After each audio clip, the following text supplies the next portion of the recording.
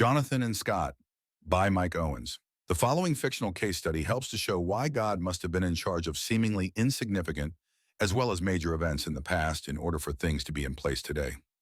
In 1509, a young man named Jonathan fled London as another plague was beginning to devastate the city. He walked toward Bedfordshire, about 50 miles north, where he came to a fork in the road and for no particular reason decided to go left rather than right. As evening approached, it looked like rain. He saw a farmhouse and decided to ask the owner if he could sleep in the small outbuilding for the night. Early the next morning, the old farmer came out to ask Jonathan if he would be interested in a job helping him with his crops and animals. He gladly embraced the opportunity. A couple of months later, the farmer learned that a young couple who owned a small dairy about a mile away had been attacked the night before. The young wife had been raped and her husband murdered. Jonathan's employer and his wife went to see the young widow 3 to 4 times a week to help her and to see how she was doing. Jonathan went along often, and over a few months, he and the young widow became interested in each other and eventually married, remaining together for many years.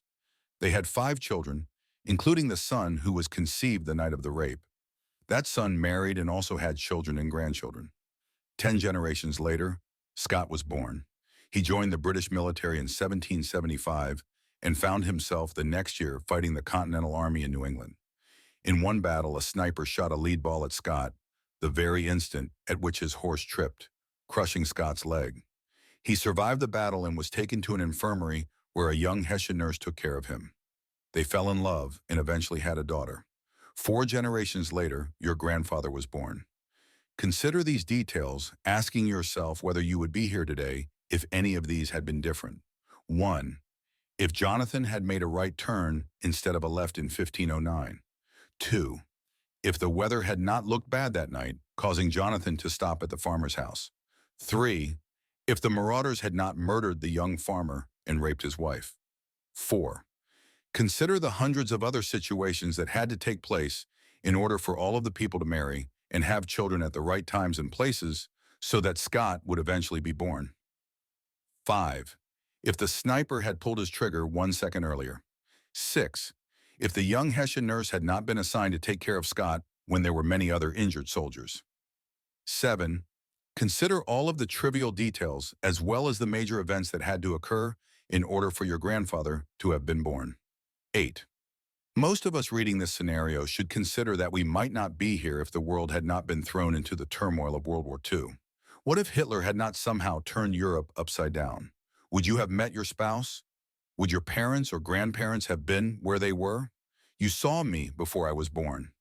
Every day of my life was recorded in your book. Every moment was laid out before a single day had passed. Psalm 139:16 NLT. But even before I was born, God chose me and called me by his marvelous grace. Then it pleased him. Galatians 1:15.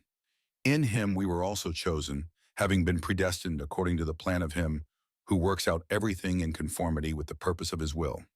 Ephesians 1:11. O Lord, I will honor and praise your name, for you are my God. You do such wonderful things. You planned them long ago, and now you have accomplished them. Isaiah 25:1. We may throw the dice, but the Lord determines how they fall. Proverbs 16:33. A man's steps are from the Lord. How then can man understand his way? Proverbs 20:24. He changes times and seasons. He removes kings and sets up kings. He gives wisdom to the wise and knowledge to those who have understanding. Daniel 2:21.